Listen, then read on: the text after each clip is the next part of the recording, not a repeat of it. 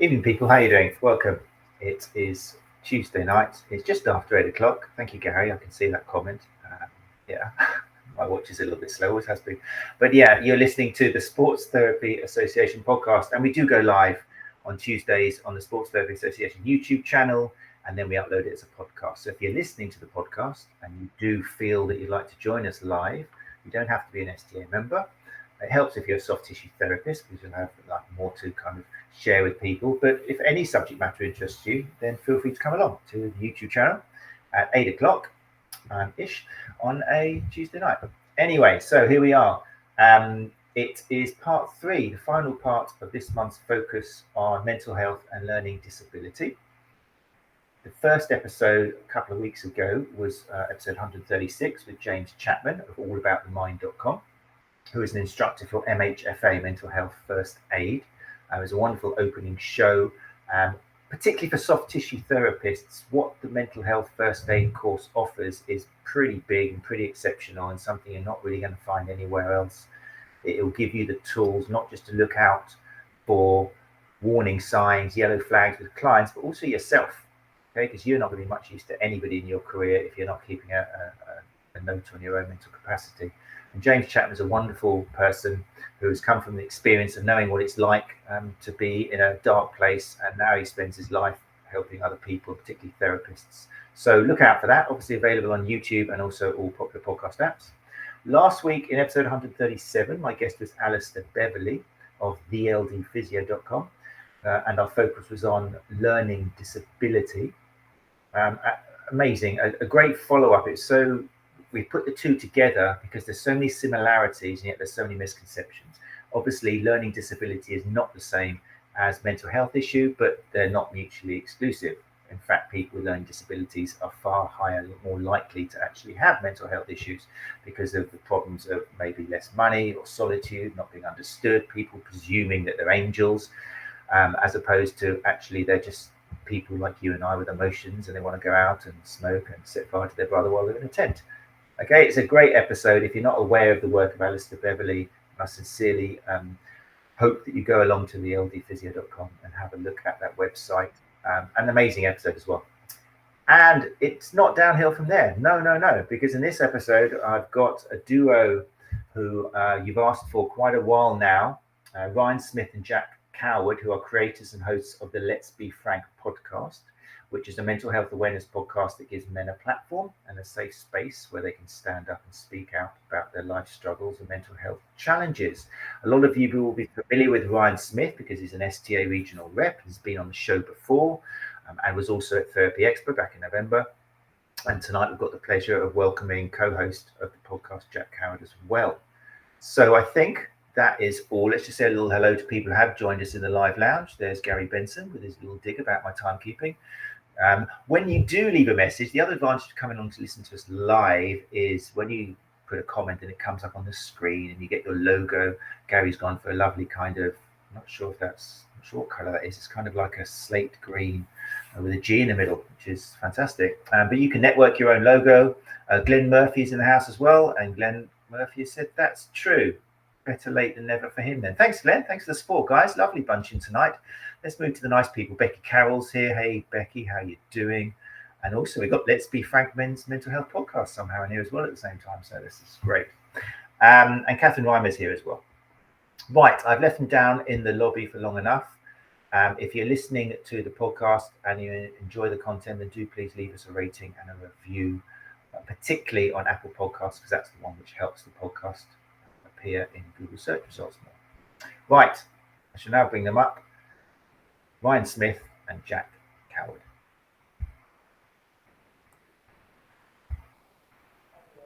Hey guys, how you doing? Hi, it's been a while. Good evening. Yeah, how are we all?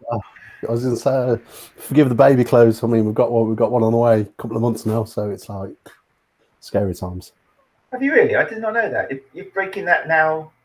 I'm sure. Live to SDA. It's a live moment. I'm sure. Did you not? I'm sure I mentioned it. Yeah, have you not? Like I did. Well, you might have missed that. I'm sure I mentioned it. You may have missed that podcast, mate. He has. Wonderful. Oh no, I didn't realise. So there you go. There we go. Michelle. Boom. Wow, last Mic week drop already. we had a bombshell from Alistair Beverley last week that there's courses now from the ldphysio.com for learning disability care.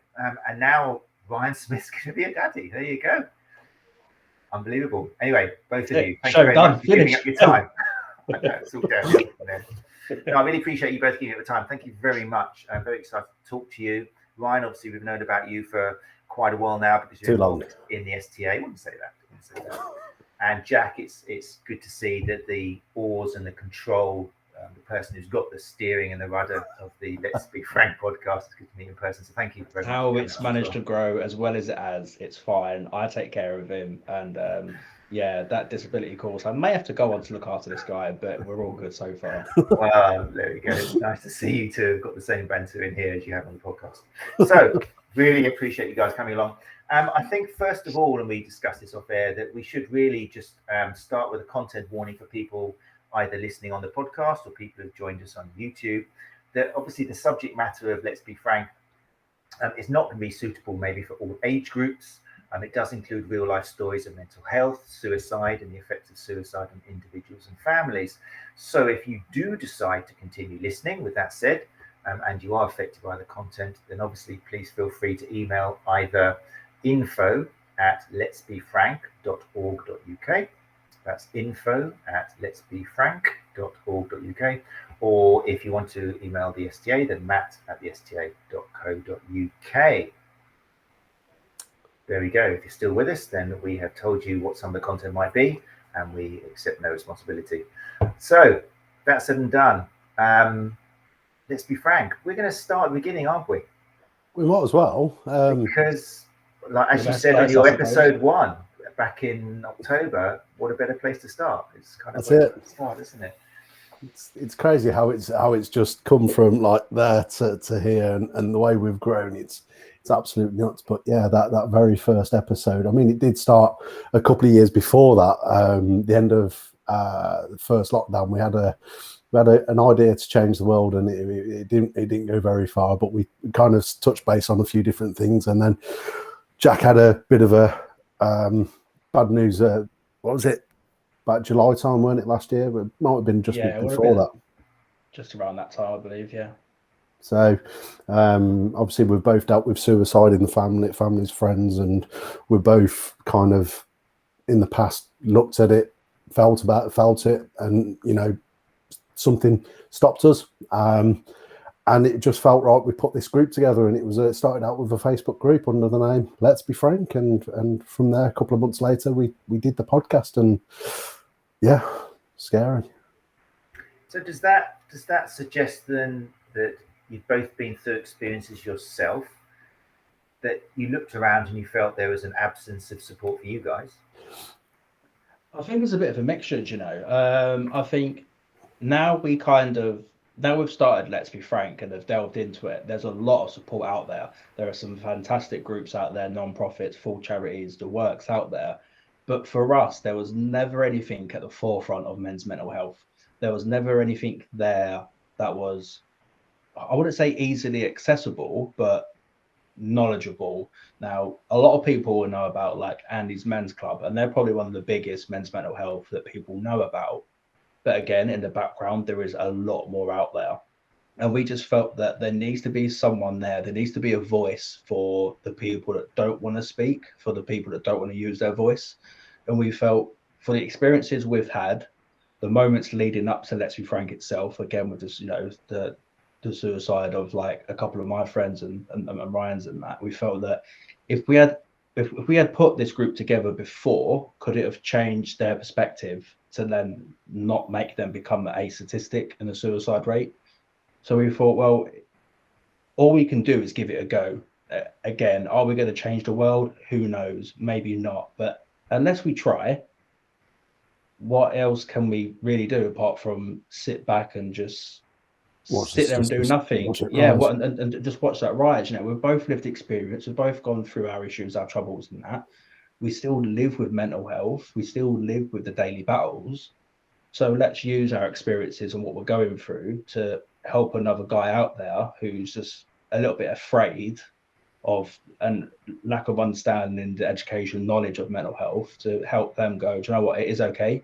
You know, speak out to your loved ones, speak out to us, speak out to you know, the professionals out there, and yeah, don't become a statistic. There is people that do generally care about you. So it is growing. It's grown massively over the past, you know, 6-7 months onwards. It is becoming increasingly popular. A lot of people getting involved, a lot of people reaching out to us, you know, whether on the street or through email, Facebook, everything else, is saying like, thank you. We've had females come on going, you know, I've listened to your podcast. I now know how to approach my husband, who I think has mental health. Likewise, guys out there going, you know, I'm really struggling. I don't know how to approach my wife about it, but now listen to a podcast, I can. So we're clearly making the difference. And if it means that me and Ryan have to sit here and become the face of that or become the voice of mental health in men, that's absolutely fine. We are more than happy to do that. That's fantastic.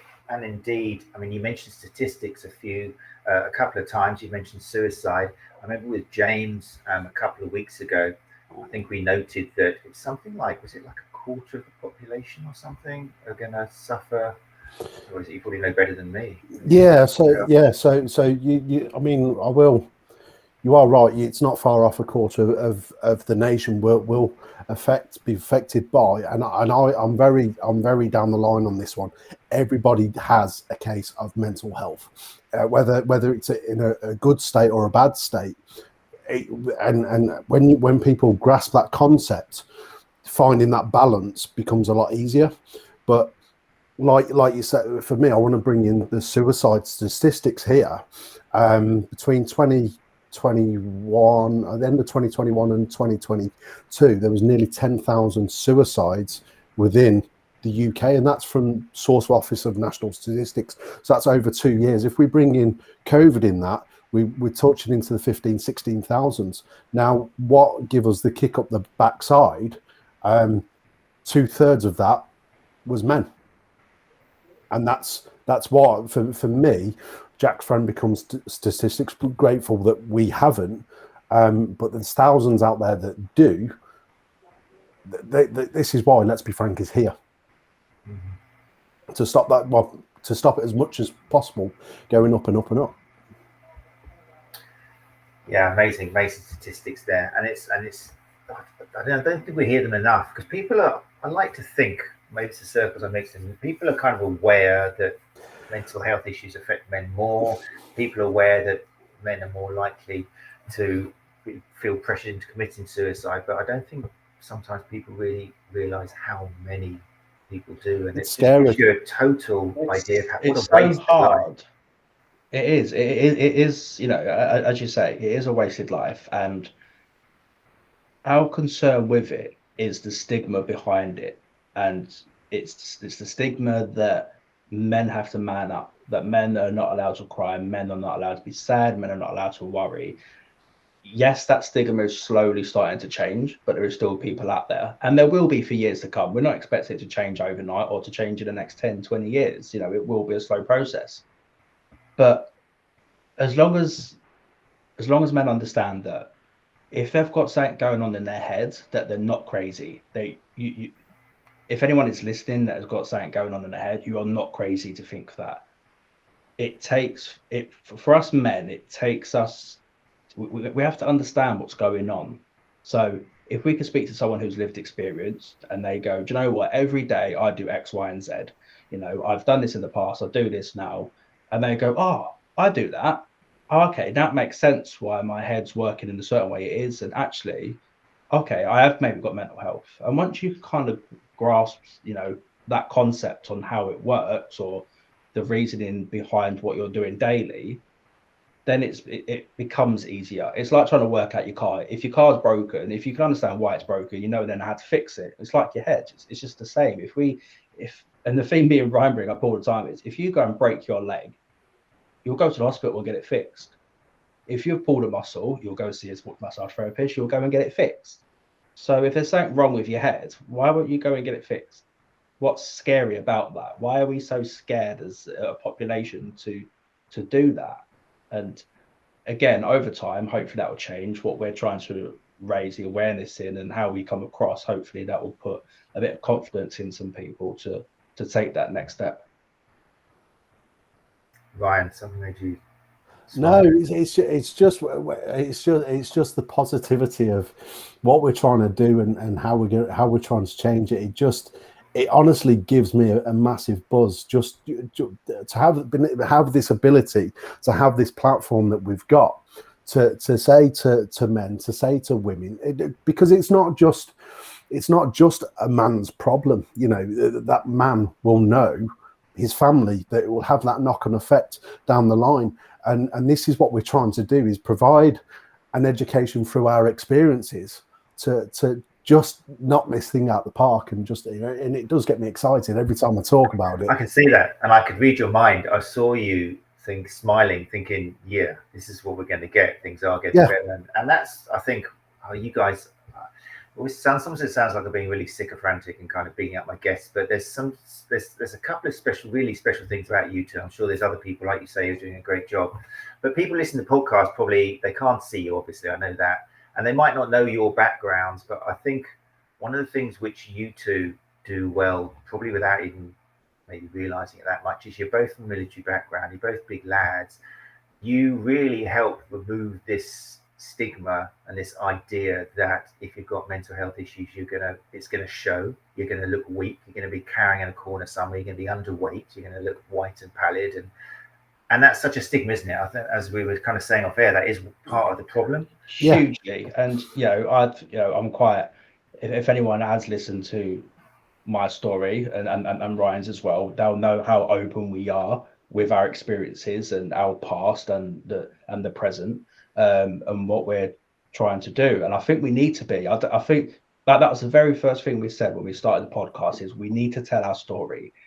If we don't tell our story, then we're being fake to ourselves. Like we need the listeners to go, do you know what, these two people are genuine. And as you say, if you saw me walking down the street, you probably wouldn't think that guy's struggling inside. He's got something going on, because people look at me and go, oh, he's a bit of a stocky lad, he's ex-military, he's carrying himself really well, he's put a mask on for the day ahead. But at home, internally, I struggle. I struggle, really bad some days. Some days I want to sit in my room, in my bedroom. I don't want to go to work. I want to sit in the dark. I want to cry into a pillow. I want to scream into a pillow. I'll have the suicidal thoughts every now and then. I still struggle with that. But at the same time, I'm like, well, if I'm struggling with this, how many other men are struggling with that out there? Right, let's use this energy, and instead of it being negative all the time, the only way I know how to be positive with it is to go and help someone. So, let's be open. Let's go, yeah, I've had suicidal thoughts. Yeah, I've tried suicide. I'm ex-military. I've done X, Y, and Z. Again, we might do 100, 200 episodes. We might do this for 20 years. If we get one person come to us and go, do you know what? You stopped me from jumping off a bridge. Well, good job. 100% done my job. That's all we want, is for just people to know that they're not alone, and just generally reach out. Just reach out, and you can do it. You can just use your voice, no matter how bad you are in life. And that's why we use the slogan: no matter how bad you are in life, how much you're down, if you feel down and out, you're lying on the floor, you've always got the ability to use your voice, no matter what. So use it. Ryan, did you want to add to that? It's very rare that I'm not really like lost words. Well, you both know I'm not normally one for lost words, but for me, it's really important that we do get this message out there. And it's Catherine Rimmer's put a comment in the.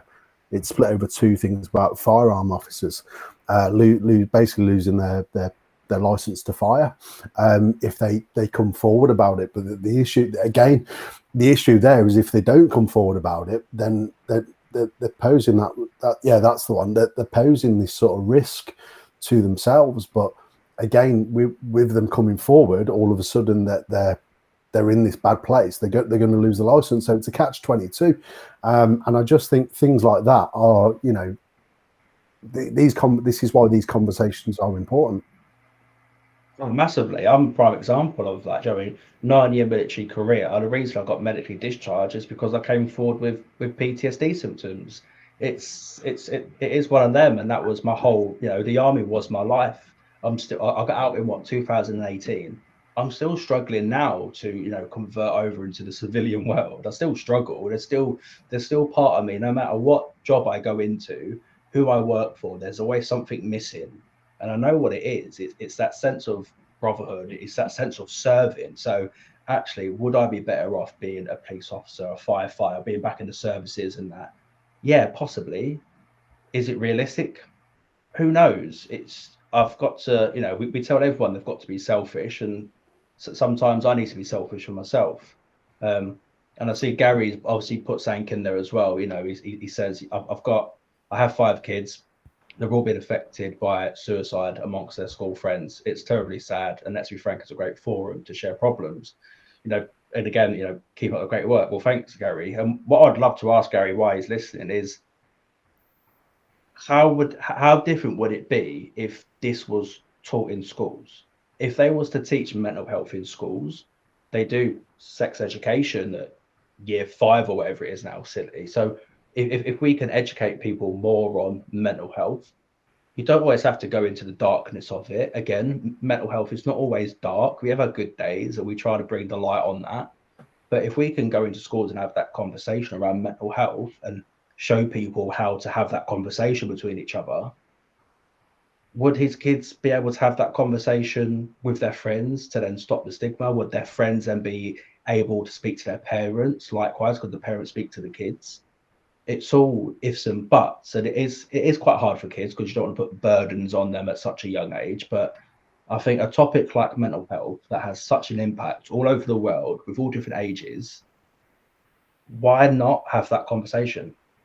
Why are people so scared to have that conversation? Yeah, that's a great point. I want to point out they've got some wonderful questions coming in there, guys, and those of you who are joining us live, I will get to them. I just want to point out that in the episode, you're now on episode 20 now, aren't you? Congratulations. 21 tomorrow. Oh, 21 tomorrow. There we go. So that's great going since October. It's like 1 a week or something, isn't it? Yeah, that's pretty much what we're aiming for, is 1 a week. Whether it slows down the further we get in, because obviously we are now bringing more prominent guests on. We're having people reach out to us.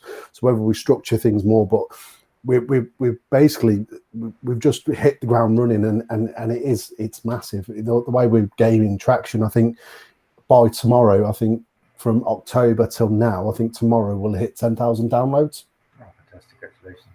Yeah. So it's a massive step for a podcast to be so young, but to be gaining traction. I think we've grown 1,000% since Christmas, which so there's obviously something there, and we're obviously speaking the right message to someone. Obviously a need, yeah. It's kind of a double-edged sword, isn't it? Because you wish there wasn't a need for it, and yet there is. At least you're reaching those people. So it's But I wanted to point out, for people who aren't familiar with the podcast, there's a journey there waiting for you. There's so much honesty and sharing of personal experience. You started off obviously with an introduction, and then you've got Ryan's story, and then another topic, and then Jack's story. And you both share so much about yourself, and then probably through yours, I guess, other people have come forward and shared their stories. And it's even thinking about it now, it's kind of it's emotional because of the stuff that you do share and other people are sharing on there. And that kind of, I wanted to ask this question before we go back to the live lounge. Was it difficult for you guys to share what you do, realizing that on a public platform like that, maybe family and friends who you've chosen not to reveal certain things with, they're now going to have the opportunity to actually listen to that? Definitely. You go first on that one, bud. Because mine's 30 seconds, because I know yours is a lot, obviously. I know Ryan's is a lot harder. For me, I've got social anxiety, so if I was in a crowd of people, or out of friends, I struggle to talk. If someone asked me about mental health or my journey in mental health, I could speak quite openly and frank about it. So for me, telling my story at the time was quite easy in a sense, because I'm happy to speak about it, again, because I know at some point someone will hear it and it'll make a difference in their life, hopefully. it wasn't until afterwards I was extremely drained for like 2 or 3 days, because again, you bring up all that raw emotion, and you know, it doesn't matter how many times you talk about it, it will still drain you from giving all your emotions from it. And there was a few things in there that my family didn't know about that I had to share with them. Once it had been recorded, I was like, right, I've done this episode, but I want you to listen to it first. So I got them to listen to it first, and they listened to a few things in there. Like there's my story in there where, you know, I did try and take my own life and that, and they didn't know that. They've never known that, and that was, you know, it was difficult allowing it to go out to so many people, because we didn't know the reaction we could get. You know, there's always trolls out there. People could come back and be like, well, maybe you should have took your life, or maybe you should. I mean, you're always going to get that, but again, they're not in my 5-meter bubble, so I'm not bothered. So there was that aspect of it, but I know Ryan's was a bit more probably hard hitting for him. Yeah, so for me, it was literally 99% of that story. I would say majority of people, to the point my mum didn't know, and putting that out there in the forum, and for some reason we've got the ability, and we do have it come back to us, to ask questions of guests and to get them thinking about things in a different way. And there's some of the stuff that Jack was bringing up was scrambling my brain, and it was just like, do you know what? This is really personal, but for me to show that what we're trying to do happen, well, it is there to help. I need to be raw, and I was broken for about a week. I'm not going to lie, I was broken. And my mum come up the other week, and my mum just turned around to me and she went, Ryan, I finally listened to that episode. My God, I'm proud of you. And for me, that was a moment in time where there's a lot of stuff that's built up. It's kind of gone.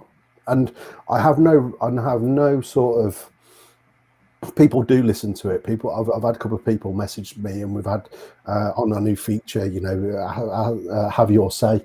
Somebody asked me a question, how I moved on from it, how I've forgiven.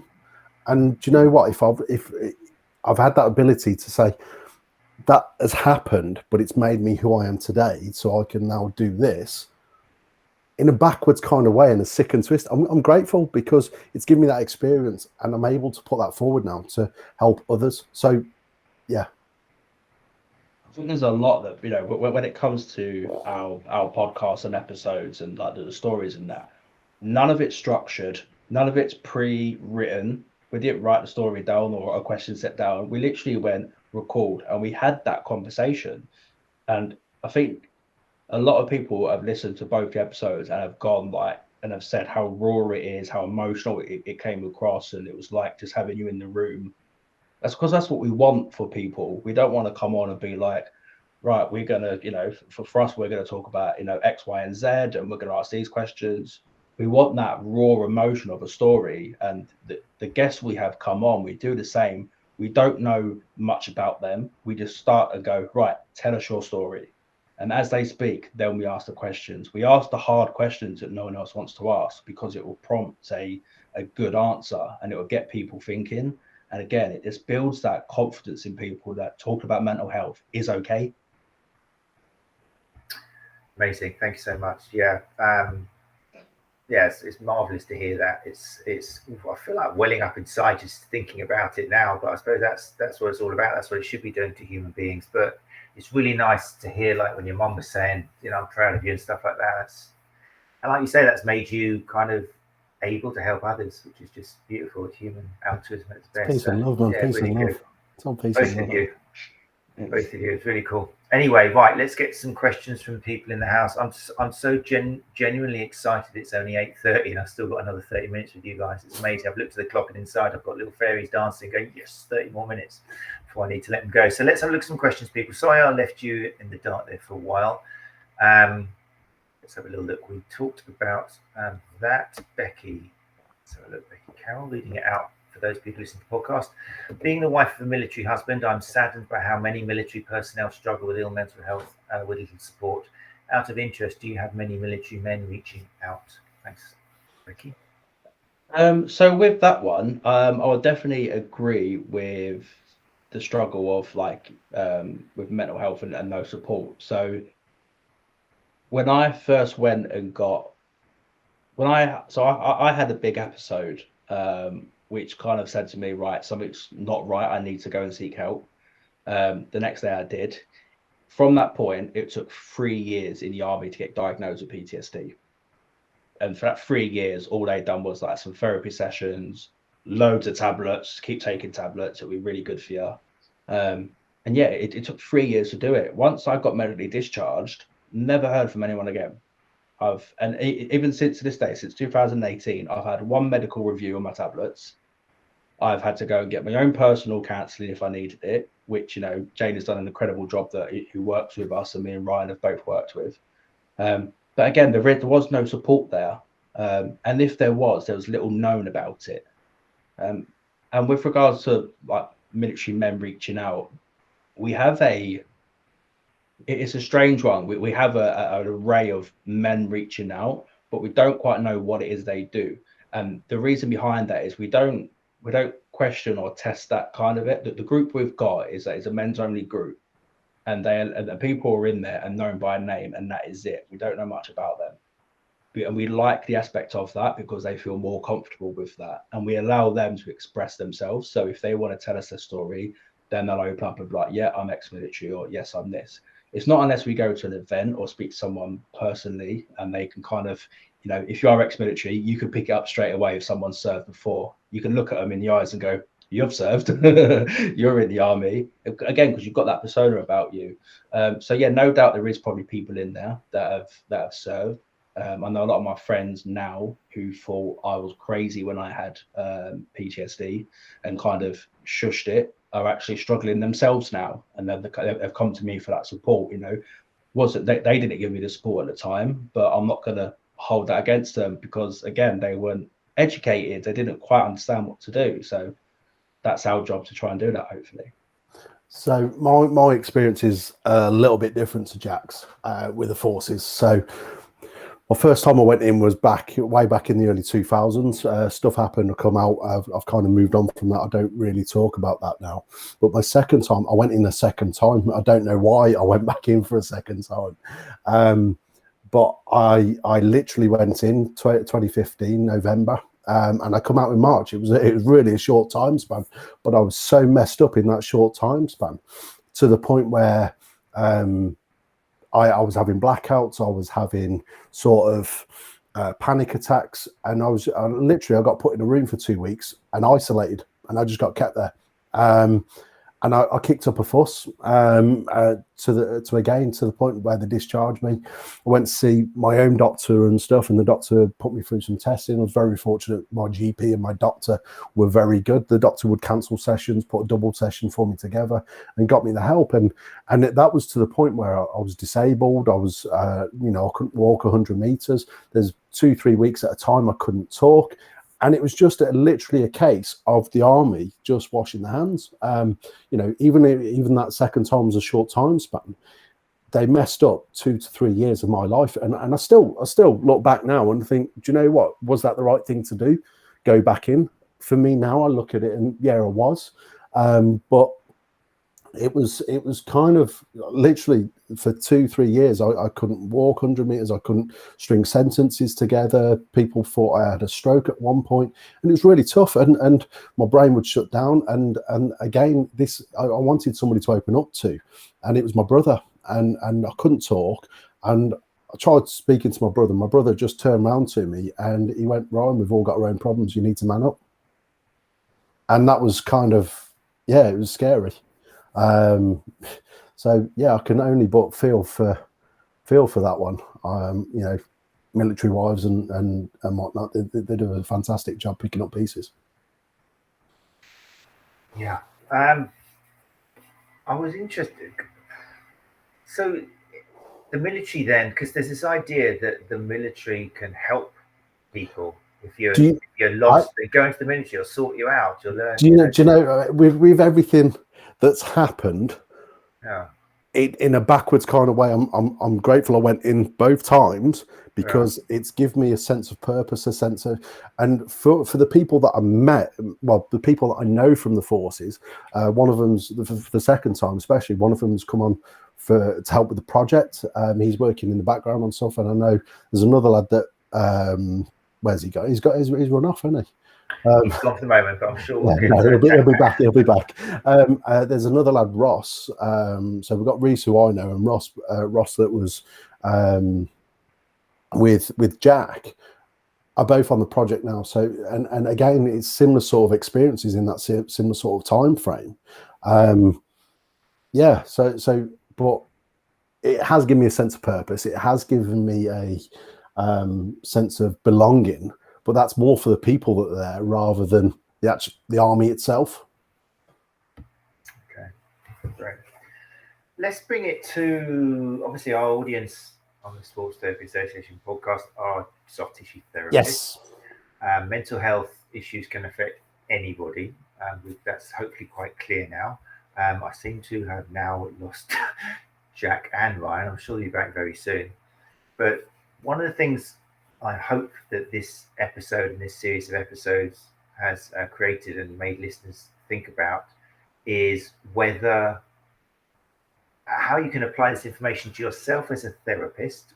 Okay, in this case, if you're a guy, obviously, because we're focusing in particular on mental health issues for men, and also with the male clients who come in to see you. Obviously, that applies if you are a female therapist. So what I'm going to do, Ryan is back with us now. I'm sure that Ryan's back. Yeah, I'm back. For some reason, it's kicked us both out. Okay. I'm sure you're back. Your cam's not quite on yet, but I'm sure it'll come in a second. Yeah. Hopefully, anyway. Yeah. So I was just wondering, given that our audience are majority soft tissue therapists, let's focus on maybe the therapists themselves. It's going to be a difficult year for therapists, and it's going to be a difficult year for a lot of people. And Tim Allardyce, who's doing a monthly Ask Tim, he's highlighted this at the beginning of this month and an episode before, that now's the time to make preparations for a year that's going to be tough if you're in this industry as well as other industries. What are some of your go-tos if you are reaching out to a male soft tissue therapist to keep an eye on mental capacity, to look out for signs that you might need to reach out for some help to avoid you reaching the stage where somebody else is going to have to make sure you get help? So obviously, I'm coming. Well, Jack's a sports massage. Well, has practiced sports massage as well. So we're both there. He is. So I'll let you run with that one. Did you hear that one, Jack? Did you hear that question? You might have not done. No, sounds no, I didn't. No, it was what are some kind of, what advice would you give to a male soft tissue therapist? Because we are focusing tonight on guys, and maybe, I mean, one of your podcasts does quite nicely is it explains why we do have to differentiate a little bit. We're generalizing, but there are certain different ways that guys manage issues and things that can trigger and stuff. But yeah, what are some kind of recommendations you would give to soft tissue therapists to look after themselves, to look out for warnings that maybe they do need to reach out for some help before something, disastrous does happen? I think it's I think Ryan alluded there briefly. I'm trained in sports massage, and it's definitely one for those who are self-employed. I think it's probably a bigger risk as such. So when I was, I'll use my experience please to come across, but when I was self-employed as a sports massage therapist, there's a lot of pressures you have on yourself with regards to bringing the finances in, making sure the books are okay, getting clients in, and it's a lot of stress you put on yourself. You've got to look out for the warning signs. You've got to remember as well that we all have an aspect of mental health, whether it's good mental health or bad mental health. You kind of need to look inside yourself and see, right, am I just having a bad day because yesterday was a little bit stressful, but I'm okay? And again, it's have the conversation. If you'll know in yourself if you're not feeling okay. When we go to a doctor and we go, right, I'm not feeling right at the moment, I feel ill. The doctor will ask loads of random questions, but you know yourself if something's not right. What you need to do is simply just speak out and have a conversation with someone. Because if you end up holding on to that, it's only going to get worse in an aspect. So have that conversation with you guys at the STA, with their friends and family, with their loved ones, or if they did want to reach out to myself and Ryan and just go, listen, I'm having a bit of a day. This has happened. Do I need to look into it? Do you know what I mean? It's having that self-awareness for you. to do so. And there's a lot of different coping strategies you can use, and to ground yourself, and a lot of counting and that. But for us, the main thing is education for me. And Ryan will know more with regards to the sports side, and he's doing it for a lot longer. So there might be some stuff, Ryan, that can bring to light on a normal day as such. Yeah, so for me, looking after your physical well-being is really important. Only limit yourself to so many clients. Don't think you've got to go out there and help everybody, especially in the earlier years, trying to manage that caseload and stuff. Because I remember when I first started, I wanted to go out and help 10, 15 people a day. It's physically impossible. So having the ability to say no is really important. Putting yourself first, selfish for self-care is really important. I remember, finding a new clinic and having a couple of sleepless nights. I've got to put this in place. I've got to have that insurance in place and things like that. And this is where having the experience of like you and the STA, Matt, and with Gary, having that, I remember going through COVID and me thinking to myself, I don't know what I'm doing, don't want it. And Gary actually had a conversation with me before I even looked at a membership. And I remember I was going to do it anyway, but then I won a membership as well. And then it weren't long after there where I become a regional rep. But the stuff that Gary was doing in the meantime and the STA was doing was absolutely second to none. So having the ability to have that conversation and understand why certain things were in a certain way is really important. But then it comes down to like keeping on top of your books and setting a schedule. So I'm going to work between 9 o'clock in the morning and 3 o'clock in the afternoon, but I'm going to see 4 clients in that time, and I'm giving myself an hour a day to manage that. And it is really important that you manage that and stick to it, and don't think, oh, this client can only do it at 6 o'clock. Do you know what? That's the client's problem, not your problem. And having that sort of, like I say, selfish mindset will do yourself wonders.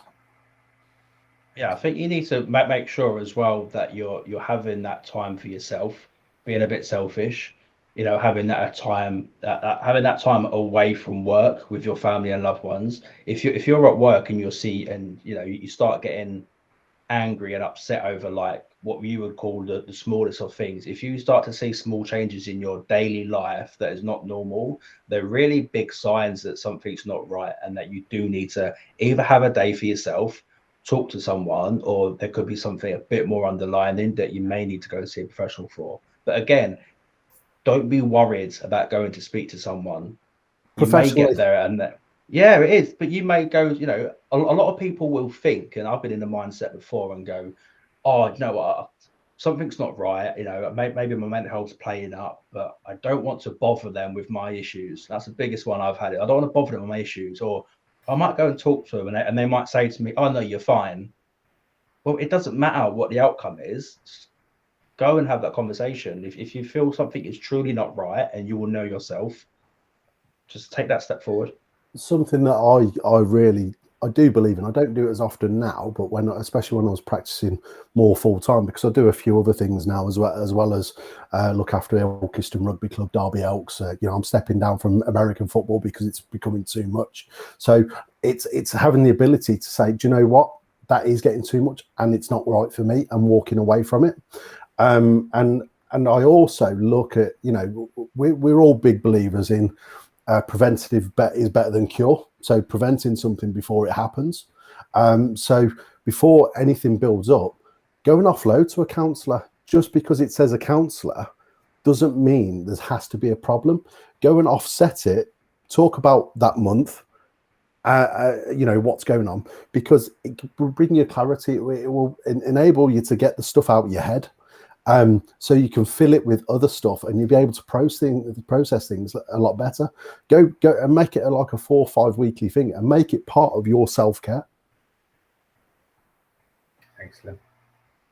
Yeah, I mean, and all of the stuff you said about looking after yourself is advice that I guess at the right time you could pass on to any client who is revealed to you that going through similar circumstances. Yeah, you're not crossing boundaries, because that's another obvious thing. You've got to know where your boundaries lie, but recommending that someone might want to consider what you've said, for example, and Yeah. putting it across in the same I friendly still way think as there's well.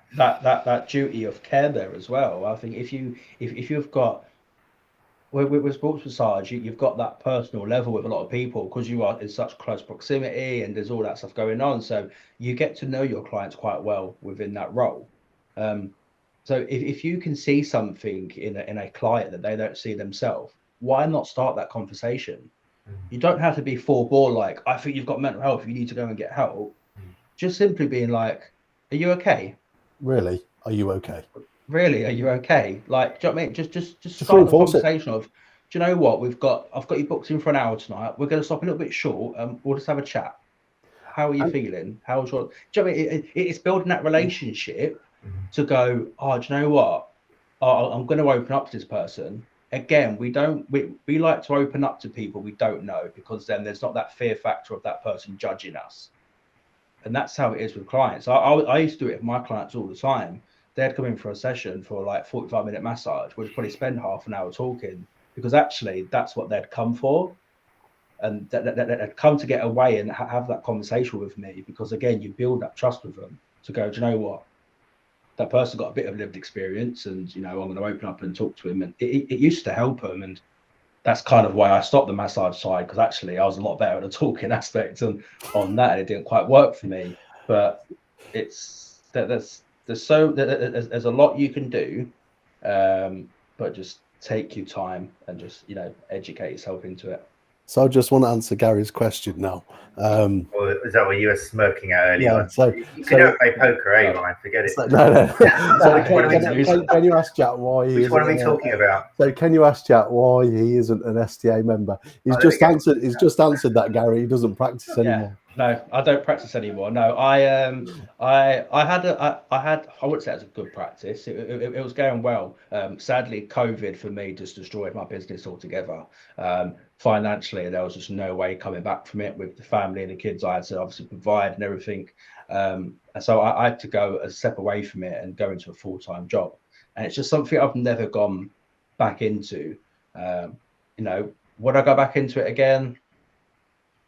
Possibly not. I've got different aspirations, and I feel that I'm better off doing 𝐒𝐸𝐽𝐬, as in, like, you know, what we do at a podcast. You know, I'm better served at that. I can help people more with that.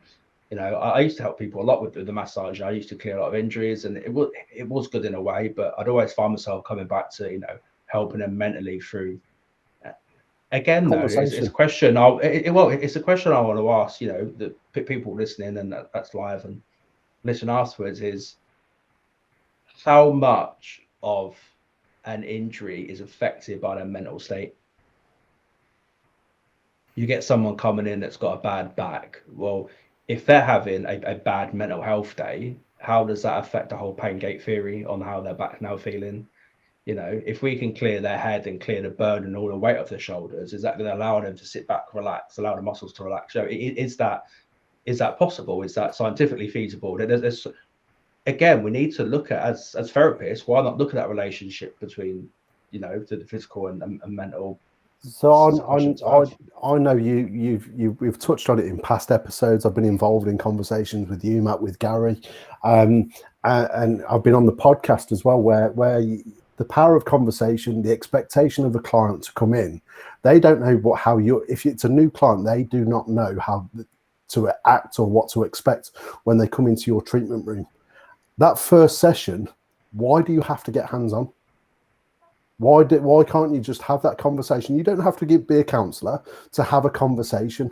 Okay, you're having this problem. Okay, can you get up, walk around? No. Well, what's stopping you do that? And how, you know, and they'll give you so much more through conversation about the mental health, about how they're feeling, and then you'll probably go, do you know what? Maybe now is not the right time for us to deal with this. Maybe you should go away and deal with that, and then come back to me, and you'll just be, you know, you'll just have that so much more power, and that client will want to come back to you to get that injury fixed or to get that feel-good factor because you've been honest with them. That's what people want. It's just that honesty. They want that open, frank conversation, and to be honest with them. And I think, you know, therapist-wise, you're in the perfect place to start that conversation. I'm not going to say all of them will be confident or comfortable with speaking, which is fine, but it takes time. Why not start the conversation with one of your friends, with one of your family members? Just sit them down and go, how are you doing? Are you okay? Have you got anything going on? Or actually, I'll start the conversation. I've got a few things going on at the moment. Can I talk to you about it? And again, it's just normalizing mental health. It's normalizing everything, because it is normal, and it's okay to feel rubbish. It's okay to feel down. Just I know. I'll come back. Yeah, I say I'll come back. Mental health is both. It's both good and bad. Recognize it. Celebrate them both. Because if you celebrate the bad, the good is going to be even better. T-shirt there, waiting to be made. It's a good one, mate. I like it. It's very true. Very true.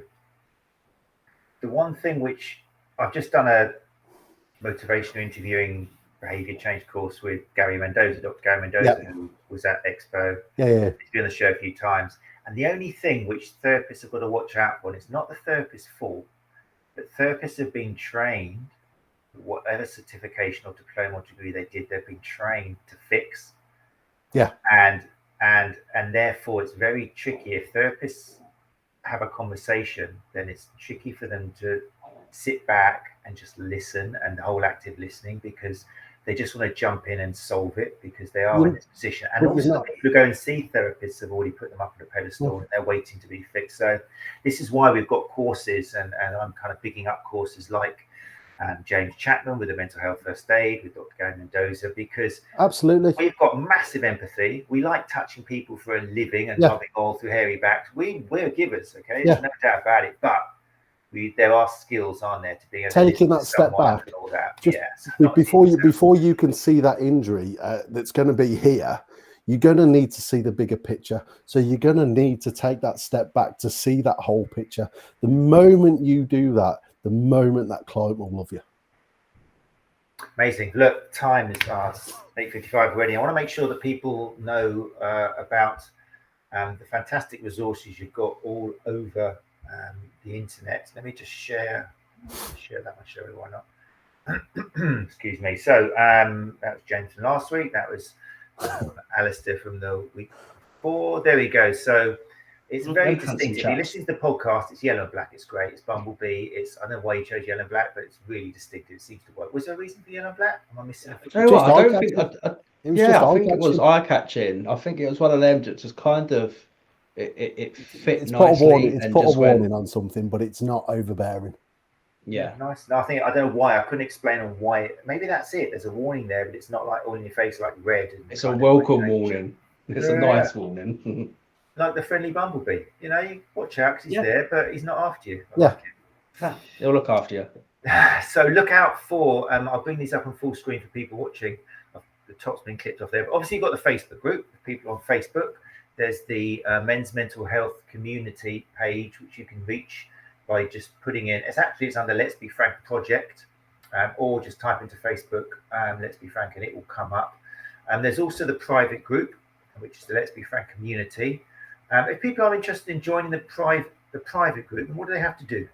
And so what would they expect to find in there? Unfortunately, it is at the moment. This group is for men. It's men only, to give men a safe space to open up and speak freely. We if people want to post, they can post anonymously. They don't have to use the name. There's been a few posts in there that I know Gary's jumped on, and other people from the STA have jumped on, because we've got STA members in there, and there've been really positive responses. But we have other, people don't post every day. The only stipulation that we have when people post is me, Jack, or one of the admins will authorize it, because what we don't want to do is fill it with nonsense about loving frogs and selling things and whatnot. So if it's relevant and don't be scared to post it. We will always give a reason why we haven't posted it. But on the flip side, if anybody else wants to support us, we've got Instagram, we're on Twitter, we've got obviously our website as well, which is a great resource. All our podcasts are there. You've got our ambassadors. We've got amazing sort of ice hockey players involvement. We've got events coming up. We put right at the bottom of the page, You've got the ability to click on important contacts, which is there's a list, a massive list of different charities that are there to help you. We are a voice. We are not there to fix problems. We are a voice to give people that back, whether that's a voice to speak up about mental health, whether it's a voice for charity, whether it's a voice. We are a voice. We're not there to think it, and we'll always be honest about that. The QR code is a new feature. So if you do want to, we're making little episodes now, whereas if you've got a mental health question or a question to ask me and Jack, that QR code, or there's a link on the website, Have Your Say. People ask questions and we will answer them on an episode. So there's lots going on, lots of resources going on. So I don't know if you've got anything to add to that, Jack. There's, as I say, there's a lot there. We're always looking to add and increase what Let's Be Frank does, and the more we can get the name out there, the more we can help them guys to open up and not become a statistic. Yeah, and if Gary, if you want to chat, if there's anything that we can help support with conversations, if you do want us back on future episodes or anything like that, feel free. We're looking to expand who we're working with and how we interact and work with others. Amazing. There is a wealth of information. You guys, it's amazing. I mean, I think Jack's face said it all. He was just amazed at how much stuff you guys have managed to put out since like November last year. It's all over then. It's so well branded, it's so distinctive and so welcoming as well. Something about those colors and your faces and you guys. It's just like, nothing to fear, guys. Totally normal. Come on in, have a chat. It's really done well, guys. And that's something that we've done from the very beginning. We want people to have the ability to feel like they're in the conversation with us in the podcast. That's why it's not scripted, and that's why it's important for people to see that authenticity. And then I think I was going to say something else, but it's totally gone. So it'll come back as soon as I start talking. Yeah, it will do. I just want to make sure that people will put the link in the podcast. If you want to see the links, then go to either the STA.co.uk, go to Podbean. I will add them to YouTube in a few days' time, but just remember that the web page doesn't come up yet if you put it in Google. So it's letsbefrank.org.uk. So letsbefrank.org.uk. Ryan, is that your hand up? Yes, it is. So if there is anybody, and I mean anybody that wants to come onto the podcast and share their story, feel free. If you're looking for the podcast, it's on pretty much every platform going. Just put in men's mental health, and 9 times out of 10 we're right up there in the top. So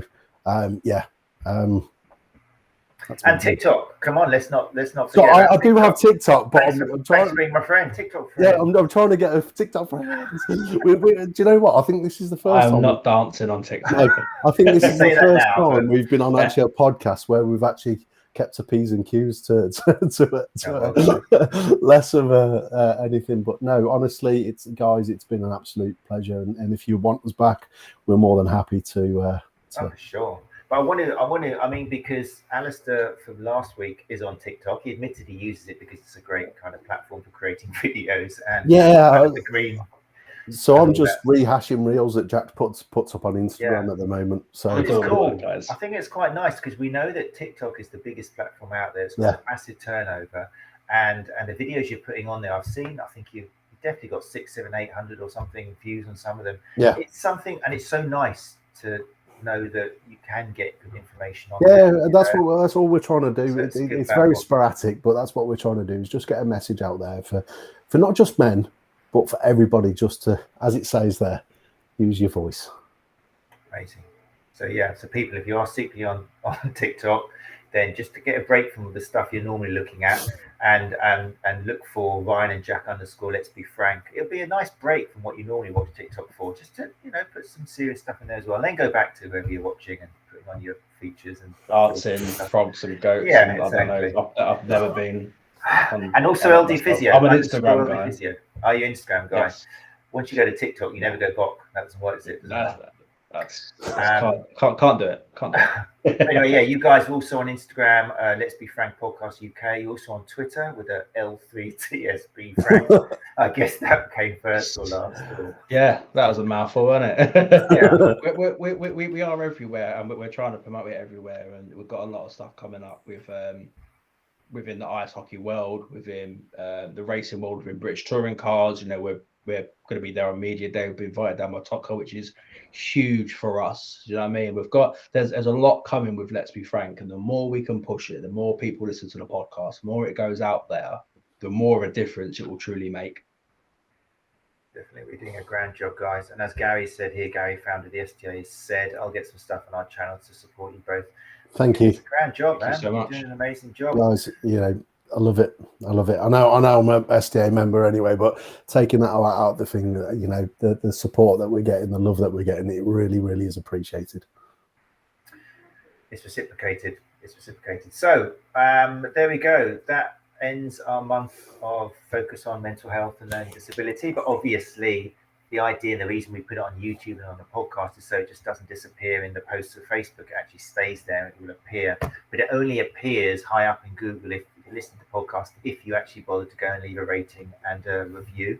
Otherwise, it doesn't appear. So make sure, please, you do that. If you listen to the podcast, if you're one of the 2,500 listeners in the shadows listening, then just take some time out. If you've got an iPhone, it takes a second because you'll have an innate app on your iPhone just to go in there, give it 5 stars. I'll make it simple for you. Just put 5 stars and maybe write, yeah, great episode. Thanks, guys. If you're on Android, it's a bit more tricky. I think you have to kind of go to your garden with a laptop and turn around 3 times and summon up the demons of iTunes. It's a bit more complicated. But iPhone users, Android don't like it.